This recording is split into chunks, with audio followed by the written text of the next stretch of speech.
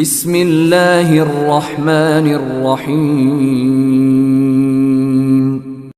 அஸ்ஸலாமு அலைக்கும் வரஹ்மத்துல்லாஹி வபரகாத்துஹு. அல்ஹம்துலில்லாஹ் ஸலாத்து வஸ்ஸலாமு அலா ரசூலில்லாஹ் அம்மா. அன்பிற்குரிய இஸ்லாமிய உறவுகளை, நவீன அழைப்பாளர்கள் எச்சரிக்கை என்கிற தலைப்பில் நம்ம ஒரு வீடியோ பேசியிருந்தோம். அதே போல பார்த்தீங்கன்னு சொன்னா, இன்றைக்கு நவீனமான முறையில் மார்க்கத்தை மக்களுக்கு எடுத்து சொல்றோம். இஸ்லாம் அல்லாத மக்களுக்கு நாங்கள் நவீனமான முறையில் தாவா செய்கிறோம் என்ற பெயரில் வித்தியாசமாக செய்து மார்க்கத்தில் தடை செய்யப்பட்ட, மார்க்கத்தில் வெறுக்கத்தக்க காரியமாக பார்க்கக்கூடிய அந்த அம்சங்களை எல்லாம் செய்து அவற்றை தாமாவா செய்யறோம் என்ற பெயர்ல என்ன பண்றாங்க, இன்றைக்கு மார்க்கத்தை மக்களுக்கு சொல்லக்கூடிய, அதை மார்க்க சாயம் பூசி மார்க்கத்தை மக்களுக்கு சொல்லக்கூடிய காட்சியை பார்க்கிறோம்.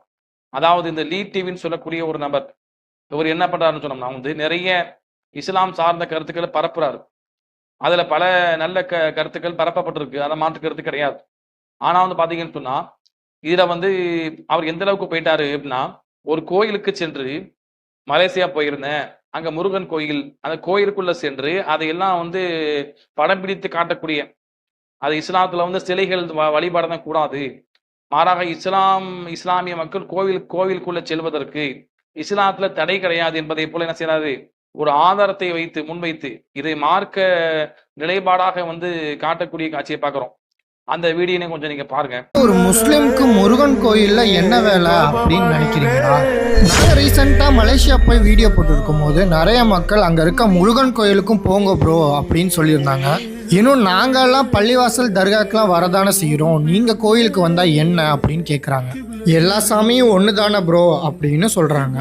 இதை பற்றி இஸ்லாம் என்ன சொல்லுதுன்னு பார்ப்போம். நபி ஸல்லல்லாஹு அலைஹி வஸல்லம் காலகட்டத்தில் நபியோட மனைவிமார்கள் அபிசீனியாவில் உள்ள கிறிஸ்தவ தேவாலயத்துக்கு போயிருக்காங்க.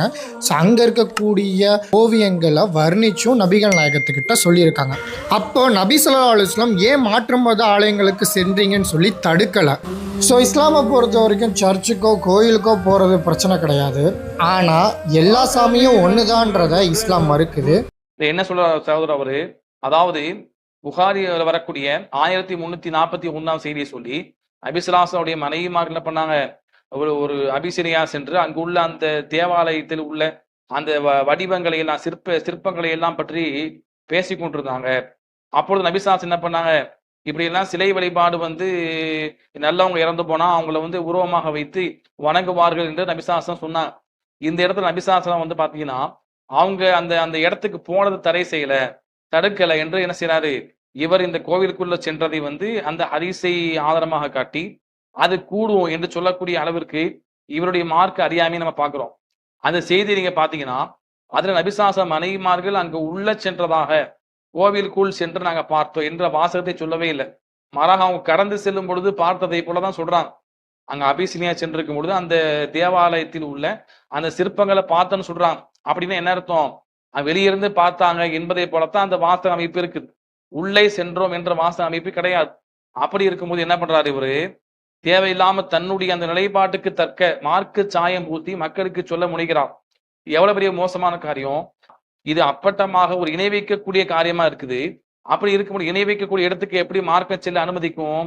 இந்த ஹதீஸ்ல நபிசாசனம் அவங்க உள்ள போனாங்க, பார்த்தோன்னு சொன்னாங்க, அதுக்கு பின்னாலே ரசூலுல்லாஹ் தடுக்காம இருந்தாங்க என்பதை போல அவர் சொல்றாருன்னா, ஹதீஸ்ல வராத வாசகத்தை சொல்லி தன்னுடைய நிலைப்பாடை சரி கட்ட பாக்குறாருன்னா எவ்வளவு பெரிய ஒரு மோசமான விஷயம். இப்படிப்பட்ட நபர்களை மக்கள் ஆதரிப்பது, வரவேற்பது மிக ஆச்சரியமான ஒன்றாக இருக்கிறது. ஏன்னு சொன்னா இந்த இஸ்லாத்துல பாருங்க எந்த அளவுக்கு நபிசாசனம் என்ன பண்ணாங்க, அதாவது ஒரு இணை வைக்கக்கூடிய இடத்துக்கு நேரடியாக இணை வைக்கக்கூடிய, அந்த இணை வைப்பு மட்டும் நடக்கக்கூடிய அந்த இடத்துக்கு போகலாம் என்று இந்த ஹதீஸ் எடுப்பதா இருந்தா, அல்லாஹ்வுடைய தூதர் சாசனம் என்ன பண்ணிருக்கிறாங்க, அதை விட சிறிய சிறிய காரியத்தை கூட பாத்தீங்கன்னா வெறுக்கத்தக்கதாக அல்லாஹ்வுடைய தூதர் வெறுத்து ஒதுங்கி இருக்கிறான். எந்த அளவுக்கு என்ன பண்றாங்க, வீட்டுக்கு வரான், வீட்டுக்கு வரும்போது பாத்தீங்கன்னா வெளியே நின்று கொண்டு கடுமையாக கோபப்படுறாங்க.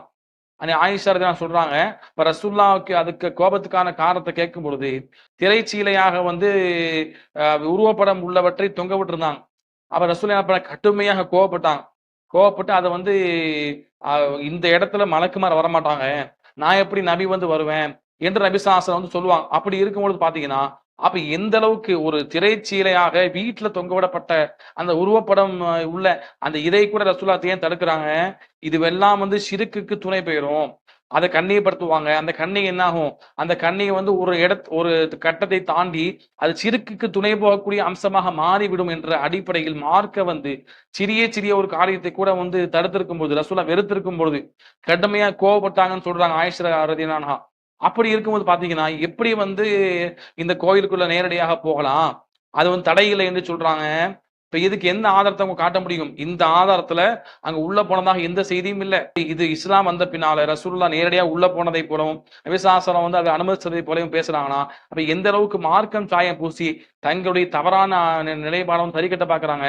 அதே போல வந்து பாத்தீங்கன்னா இன்றைக்கு என்ன பண்றாங்க இவங்க, நாடகம் நடிக்கிறன்ற பேர்ல ஒரு காபிரை போல வந்து வேடமிடுவது, காபிரை போல வந்து ஆடை உடுத்துவது, அவங்களுடைய பெயரை தன்னுடைய பெயராக வைத்துக் கொள்வது, இப்படி எல்லாம் நடிச்சு நாங்க என்ன பண்றோம், தாவா செய்யறன்னு கிளம்புறான்.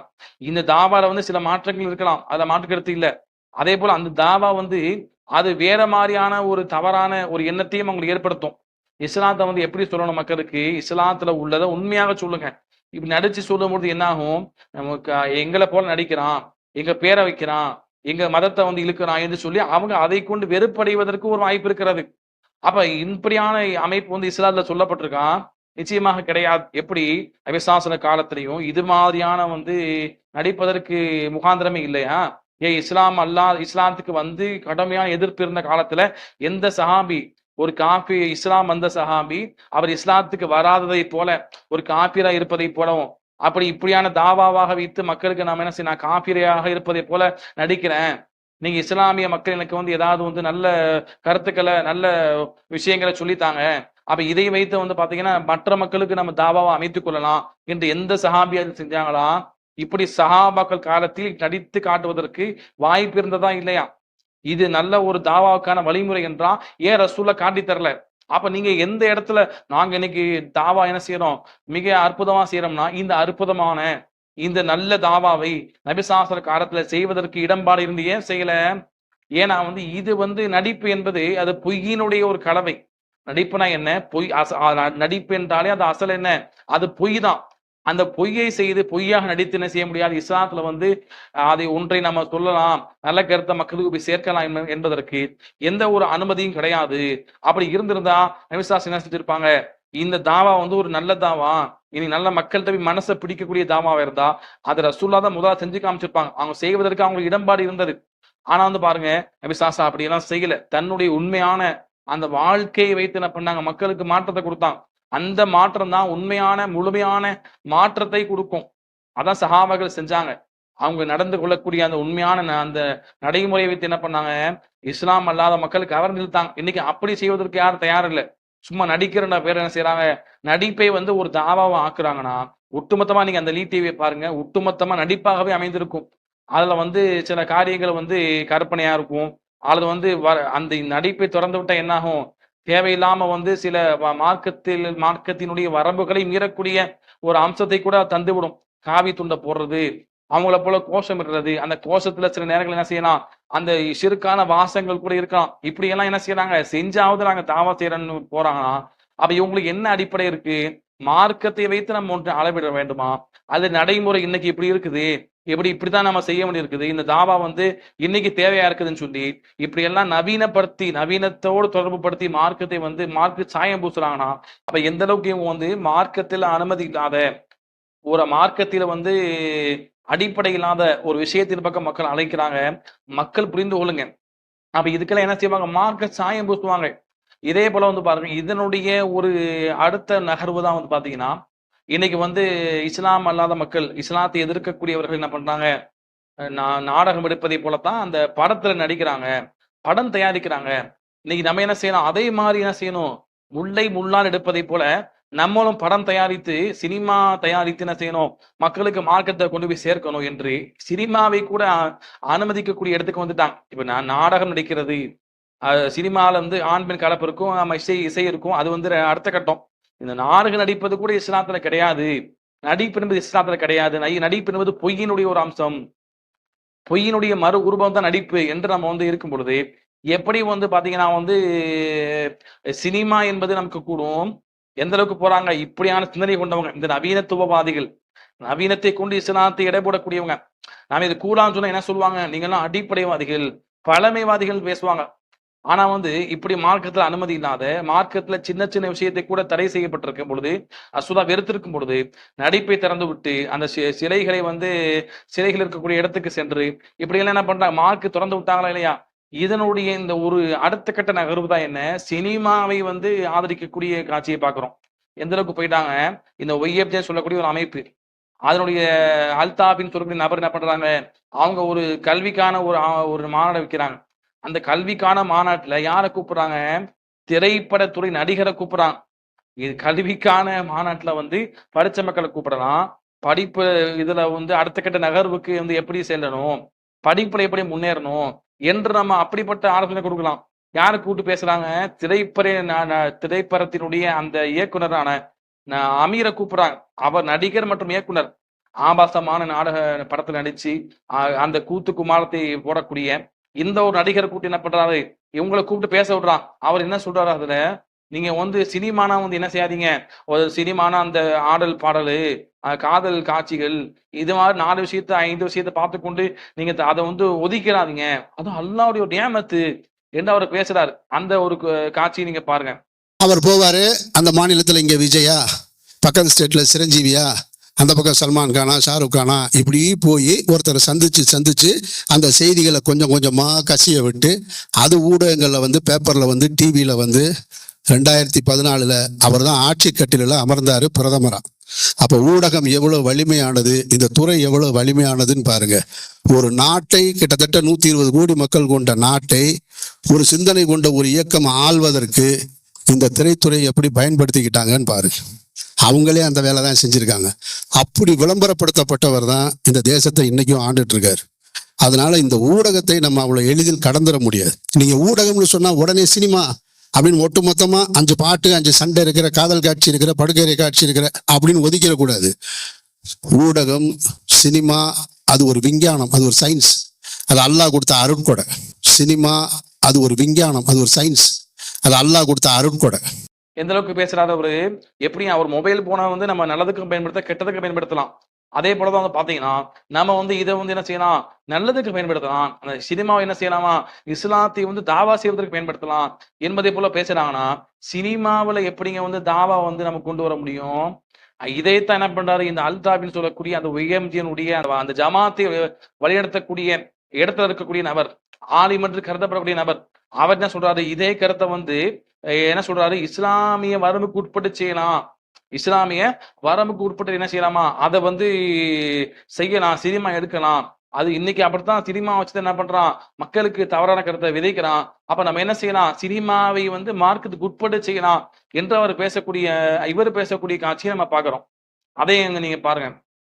சினிமா துறை என்பது இஸ்லாத்திற்கு எதிரான துறை கிடையாது. நம்ம ஒவ்வொரு புதிய கண்டுபிடிப்பு வரும்போது இப்படியே தான் நினைச்சுக்கிட்டே இருந்தோம். ரேடியோ வரும்போது இஸ்லாத்துக்கு எதிரானது ரேடியோன்னும், டிவி வரும்போது இஸ்லாத்துக்கு எதிரானது டிவின்னும், சினிமா வரும்போது இஸ்லாத்துக்கு எதிரானது சினிமான்னும். ஒட்டுமொத்தமாக அப்படி சொன்னதின் விளைவாக சினிமாவின் பக்கமே முஸ்லிம்கள் கால் வைத்து படுக்காத, சிந்திக்காத ஒரு தலைமுறையாக நாம் உருவாகிவிட்டோம். எனவே வெறுப்பு பிரச்சாரம் தான் இன அழித்தொழிப்பின் ஆரம்ப அடிப்படை. அந்த வெறுப்பு பிரச்சாரத்தை அவர்கள் எழுத்து வடிவத்திலிருந்து திரை வடிவத்திற்கு கொண்டு வந்திருக்கிறார்கள். நாம் அதை எதிர்கொள்ள வேண்டும் என்று சொன்னால் நம்முடைய பிள்ளைகளும் வெறுமனே எழுத்து வடிவம், பேச்சு வடிவம் என்ற நிலையில் இருந்து திரை வடிவம் என்கிற அந்த வடிவத்தை கற்றுக்கொண்டு மார்க்க வரம்புகளுக்கு உட்பட்டு பொய்க்கு எதிரான சத்திய பிரச்சாரம். இதை என்ன சொல்றாரு அவரு, சினிமாவை என்ன செய்யலாமா, மார்க்கத்துக்கு உட்பட்டு எப்படிங்க சினிமா செய்வீங்க, மார்க்கத்துக்கு உட்பட்டுனா அந்த சினிமா வந்து எப்படி இருக்காது, அது சினிமாவாவே இருக்காது. அதுக்கு சினிமான்னு சொன்னாலே இன்னைக்கு எப்படி மார்க்கத்துக்கு புறனான அம்சங்களை உடையதான் சினிமா. சினிமான்னு சொன்னாலே காதல் காட்சி இருக்கணும், ஆண் பெண் கலப்பு இருக்கணும், மகரம் பேரப்படாம இருக்கணும், அதே போல வந்து பாத்தீங்கன்னா வந்து இசை இருக்கணும், பொய்கள் நிறைந்திருக்கணும்.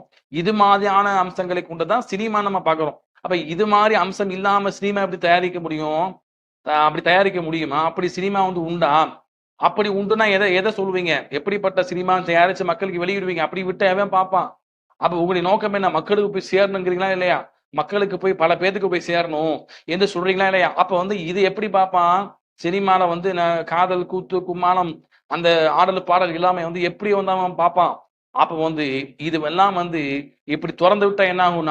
நாடகம் என்பது மருவி அடுத்த கட்டமாக அது சினிமாவின் பக்கம் போய் செல்கிறது. அப்ப இப்படிப்பட்ட நபர்களை விட்டு மக்கள் எச்சரிக்கையா இருந்து கொள்ளுங்க. இவங்க மார்க்கத்தை நவீனப்படுத்துற பேர் என்ன செய்யறாங்க? சினிமாவை திறந்து விடுறான். நாளைக்கு என்ன செய்வாங்க? இதெல்லாம் வந்து பெரிய தப்பு இல்லைங்க, ஒரு ஒரு தாவாக்க தான் செய்யறோம், பான்மையின் கலப்பு வந்து தப்புல வராது, தாவாவு தான் நம்ம நோக்கம், இது மாதிரி ஆடல் பாடல் வரதெல்லாம் கண்டுக்காதீங்க, அது வந்து சிறிய ஒரு பகுதி தான், பெரிய பகுதி நன்மை இருக்காங்க இல்லையா என்றெல்லாம் அவங்க பின்னால பேசுவாங்க. ஏன்னா இது எப்படிதான் அடுத்த கட்ட நகர்வுக்கு போகும். எப்படி நாடகம் ஆரம்பித்து அந்த நாடகத்தை வரவேற்று அதுக்கு பின்ன சினிமாவாக மாறுகிறதோ, இது அடுத்த கட்ட நகர்வுக்கு என்ன போகும்? இசை ஹலால் என்று சொல்லக்கூடிய அடுத்த கட்ட நகர்வுக்கு நிச்சயமாக செல்லும். ஏன்னா அப்படி சென்றிருக்கிறது. இசையை வந்து சில பேர் என்ன பண்றாங்க? இந்த இஹ்வானிச சிந்தனை கொண்ட நவீனத்துவப்படுத்தி மார்க்கத்தை அணுகக்கூடிய மக்கள் என்ன பண்றாங்க? இசை வந்து ஹலால் என்றே பேசுறாங்க.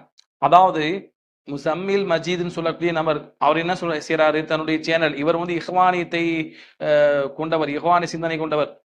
இவருடைய மற்ற விஷயத்துக்கு நம்ம என்ன செய்வோம்? முகமது பின் அப்துல் வஹாப் ரஹிமுல்லா பத்தி மிக தவறாக பேசியிருக்கிறார். அதை பத்தி நம்ம விரிவா பேசுவோம்.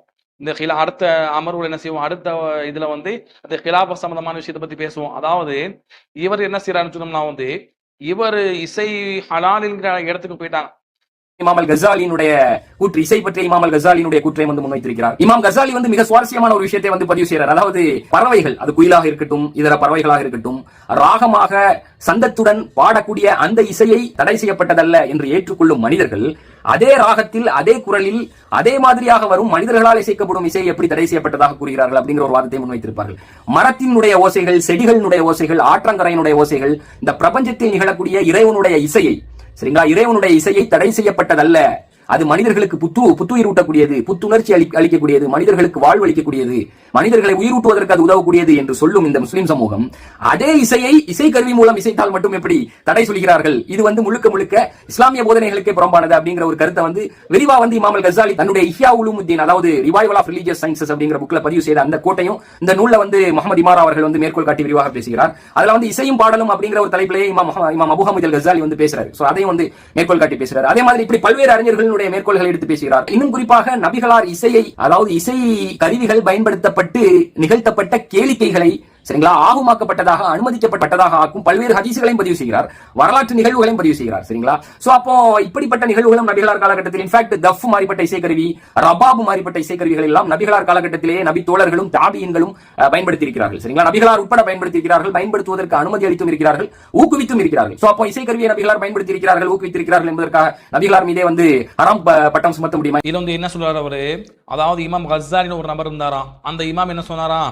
அந்த பறவைகளுடைய அந்த ஓசையும், அதே போல ஆறுகள் அருவிகள் ஓடக்கூடிய அந்த ஓசையும் வந்து எப்படி வந்து கூடுமோ, அதே போலத்தான் வந்து பாத்தீங்கன்னா இந்த மனிதன் உருவாக்கிய இசையும் கூடும் என்று சொல்றார். அந்த பறவைகளுடைய அந்த ஆறுகள் நீர்நிலைகள் ஓடக்கூடிய அந்த ஓசை வந்து அது இறைவனால் படைக்கப்பட்ட இயற்கையான இசையாம். அதே போலதான் இந்த இசை இருக்கு, அப்ப அதை வந்து கூடும் சொல்லி போட்டு இதையும் கூடாதுன்னு சொல்றீங்க என்று அவர் இமாம் கஸ்ஸாலி சொல்றாராம். எவ்வளவு பெரிய வேடிக்கையா இருக்குது. பறவை வந்து இசைக்கக்கூடிய இசை வந்து இந்த மனிதன் இசைக்கக்கூடிய இசையை போன்றதான். இன்னைக்கு வந்து ஆபாசத்தை தூண்டக்கூடிய, அசிங்கங்களை தூண்டக்கூடியதாக மனுஷன் என்ன செய்யறான்? இசைகளை இசைக்கிறான்.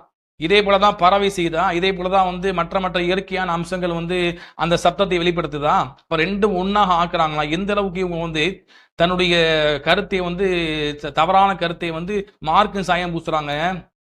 அதாவது எந்த அளவுக்கு மார்க்கத்துல வந்து இது இயற்கையானவற்றை வந்து ரசிப்பதற்கு தடை செய்யப்படலை. இது மாதிரி மனித கருவிகள் மூலமா இசைக்கப்படக்கூடிய இசைக்கு தடை உண்டு. இந்த தடை வந்து அஜ்மஅல் உலமாக்கள் எல்லாம் ஒன்றுபட்டு சொல்றாங்க. யாராவது ஒரு ஆள் ரெண்டு ஆள் இது மாதிரி ஆளுக்கு என்ன செய்வாங்க? இந்த கஸ்ஸாலியை பொறுத்த வரைக்கும் இவங்க வந்து சூஃபீச சிந்தனை கொண்டவங்க. சூஃபீசவாதிகளுக்கு வந்து அவங்க மெய்ஞானம் காண்பதற்கு, அல்லாஹ்வை அடைவதற்கு என்று தவறாக என்ன செய்வாங்க? ஆட்டம் போடுவாங்க, இது மாதிரி இசையை ரசிப்பாங்க, இசையை ஹலால் ஆக்குவாங்க. இதுவெல்லாம் மார்க்கத்தில் தடை செய்யப்பட்ட உண்டு. நபிசாஸ் எந்த அளவுக்கு சொல்றாங்க பாருங்க. சௌத்தானி மல்ஊனுன் ஃபித் துன்யா வல் ஆখিরা, இம்மையிலும் மறுமையிலும் 2 சத்தங்கள் தடை செய்யப்பட்டிருக்கு. ஒண்ணு என்ன? சௌத்துன் மிஸ்மாரு இந்த நியமா, சந்தோஷத்தின் பொழுது இசைக்கப்படக்கூடிய இசைக்கருவி. இது வந்து அப்துல் ரஸாக், பஸார் போன்ற நூல்கள்ல மிக ஆதாரப்பூர்வம் பதிவு செய்யப்பட்டிருக்கு. அப்ப இந்த ஹதீஸ்ல என்ன பண்ணுவாங்க? நிராகரிச்சிருவாங்க. இவங்களுடைய அந்த நிலைப்பாடு சரி கட்டுவதற்கு என்ன பண்ணுவாங்க? ஹதீஸ் நிராகரித்து விட்டு தேவையில்லாமல் இசை கருவிகளை வந்து ஹலால் ஆக்குறாங்கன்னா எவ்வளவு பெரிய ஒரு மோசமான நிலைப்பாடு. இல்ல அவர் என்ன சொல்றாரு?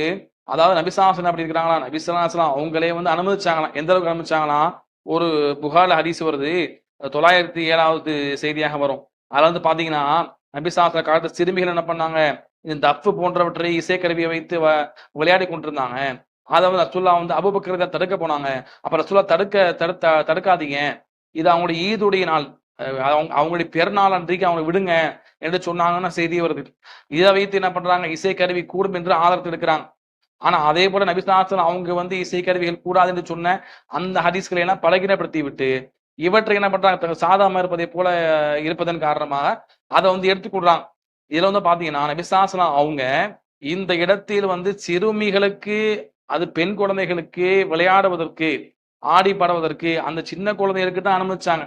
சிறு குழந்தைகளுக்கு பொறுத்த வரைக்கும் பாத்தீங்கன்னா வீட்டுல வந்து உருவப்படம் என்பது இஸ்லாத்துல கூடாது. ஆனா வந்து சிறுமிகள் சிறுவர்கள் விளையாடுவதற்கு மார்க்கத்தில் அனுமதி அளிக்கப்பட்டிருக்கு. அந்த விளையாட்டு பொம்மையாக அந்த உருவப்படங்கள் தான், அதை வந்து மார்க்கத்தை தடுக்கல. அப்ப சிறுவர்களுக்கு அளிக்கப்பட்ட சலுகைகள் என்ன செய்ய முடியாது, பொதுவாக எடுத்துக்கொள்ள முடியாது. தப்புன்னு சொன்னா என்ன, அது வந்து தோலால் செய்யப்பட்ட ஒரு இதுதான், அது ஒரே சப்தத்தை எழுப்பக்கூடியது. இது மாதிரி இசை போன்ற பல்வேறு விதமான மாற்றமான சப்தங்களை எழுப்பக்கூடியது அல்ல. அப்ப இந்த தப்பை ரசூல் அனுமதிச்சாங்க. ஒரே சப்தம் வரும், ஒரே அமைப்புல இருக்கும். இப்ப நம்ம தப்புன்னு பேர் என்ன பண்ணுவாங்க, பள்ளிவாசல் அடிப்பாங்க பாத்திருக்கீங்களா, வெள்ளிக்கிழமை தோறும் சில கிராமங்கள்ல. அந்த தப்பு என்னது, அதுவும் இசைக்கருவி ஒண்ணா, சம்பந்தம் இல்லாம என்ன பண்றாங்க, இசைக்கருவியோட தப்பை வந்து சேர்க்கிறான். அந்த இடத்துல இசைக்கருவின்ற வார்த்தையுமே கிடையாது. தர்க்கு என்ற வாசகம் பயன்படுத்தப்பட்டிருக்கும். அந்த தர்க்கத்னா என்ன, அது வந்து இந்த தோளாலான ஒரு அமைப்புல உள்ளது. அதாவது போருக்கு பயன்படுத்தக்கூடிய அந்த கருவிகளை போல ஒரு தப்படிச்சு என்ன செய்வாங்க, மக்கள் உற்சாகம் ஊட்டுவாங்க, ஒரே சப்தமாக இருக்கும். அந்த இதை கொண்டு என்ன பண்றாங்க, இது இசைக்கருவிக்கு ஆதாரமாக எடுக்கிறாங்கன்னா எந்த அளவுக்கு இவங்க மார்க்கத்தை வந்து கேலி கூத்தாக்குறாங்க. அதே போல வந்து பாத்தீங்கன்னா நபி ஸல்லல்லாஹு அலைஹி என்ன பண்றாங்க, ஹதீஸ்ல தெளிவாக சொல்றாங்க. எந்த அளவுக்கு சொல்றாங்க பாருங்க, சஹீஹ் புகாரில ஹதீஸ் வருது. இப்ப அந்த ஹதீஸை இவங்க என்ன செய்வாங்க, மறுத்துருவாங்களா. 5590வது செய்தி நபி ஸல்லல்லாஹு அலைஹி சொல்றாங்க, லயகூனன்ன மின் உம்மத்தி அக்வாமுன், என்னுடைய சமுதாயத்தில் சில கூட்டம் வருவாங்க, இப்படி எல்லாம் நவீனப்படுத்தி தாவா செய்யற பேர்ல கிளம்புவாங்க, இப்படி எல்லாம் நாடகம் எடுத்து அது சினிமாவாக்கி, சினிமாவில் போனோம்னா என்ன ஆகும், இது மாதிரி இசையை கூடும் என்று சொல்ல வேண்டி வரும், ஆண்பின் கலப்பை வந்து கூடும் என்று சொல்ல வேண்டி வரும். இப்படி எல்லாம் வந்து மக்கள் வருவாங்க. ரசூலுல்லாஹ் முன்னெச்சரிக்கையாக சொல்றாங்க பாருங்க, மார்க்கத்தின் பேரால் வடி எடுக்கக்கூடிய இந்த அழைப்பாளர் உருவாகுவாங்க. ரசூலுல்லாஹ் தெளிவாக சொல்றாங்க, லயகூனன்ன மின் உம்மத்தி அக்வாமுன், என் சமுதாயத்துல ஒரு கூட்டம் வருவாங்க, யஸ்தஹில்லூன அல்-ஹிர, விபச்சாரத்தை, ஆண் பெண் கலப்பை ஹலால் ஆக்குவாங்க. அது வந்து ஏதோ ஒரு ரூபத்தை என்ன செய்வாங்க, தாவாண்ட பேர்லயோ ஏதோ ஒரு பேர்லயோ அவங்க அதை ஹலால் ஆக்குவாங்க. வல் ஹரீர, பட்டை ஹலால் ஆக்குவாங்க. வல் ஹம்ர, மதுவை ஹலால் ஆக்குவாங்க. வல் மஆசிஃப, இசை கருவிகளை ஹலாலாக்குவார்கள் என்று சொல்றாங்க. அப்ப இப்படிப்பட்ட மக்களை ரசூலுல்லாஹ் பண்றாங்க, எச்சரிக்கையாக சொல்றாங்க. அப்ப மார்க்கத்தை என்ன செய்யக்கூடாது, நவீனப்படுத்துற பேர்ல கிளம்பி இது மாதிரியான விஷயங்களை ஹலாலாக்க கூடாது. இப்படி திறந்து விடுவது என்ன ஆகும், மக்களை தவறின் பக்கம் கொண்டு போய் சேர்க்குமே தவிர என்ன செய்ய, நாளைக்கு என்ன செய்யுமா, கருத்து படம், நல்ல படம், இதுல வந்து கருத்தை தான் சொல்றான், கருத்தை பாருங்க, கருத்துக்காக படமாக்க போனோம் சொல்லுவாங்களே இல்லையா, அதுக்கெல்லாம் திறந்து விடக்கூடிய ஒரு அம்சமா தான் இது வந்து விடும். எனவே வந்து இப்படிப்பட்ட இந்த அழைப்பாளர்கள் விஷயத்துல வந்து மக்கள் எச்சரிக்கையாக இருங்க. இந்த அழைப்பாளர்களும் மார்க்கத்தை உள்ளபடி சொல்லுங்க, நவீனப்படுத்துற பேர செய்யாதீங்க. நவீனப்படுத்தி படம் எடுத்து காட்டுறது, சஹாபாக்களை போல வந்து என்ன செய்யறது, அந்த ஏஐ டெக்னாலஜி கொண்டு அந்த வீடியோ தயாரித்து நபி வருவதை போல, சஹாபாக்கள் வருவதை போல இப்படி எல்லாம் என்ன படம் எடுக்கிறாங்க, ஷைத்தான போல படம் எடுக்கிறாங்க. அதே போல இப்படி அதே போல மலக்கு வந்து உயிரை கைப்பற்றுவதை போல நடிக்கு நாடகம் எடுக்கிறாங்க.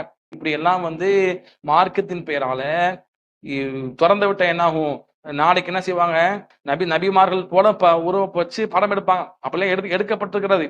இதுவெல்லாம் வந்து திறந்து விட்டா தேவையில்லாத அனாச்சாரங்கள், ஆபாசங்கள்ல வந்து சமுதாயத்தை தள்ளி விடுவார்கள்.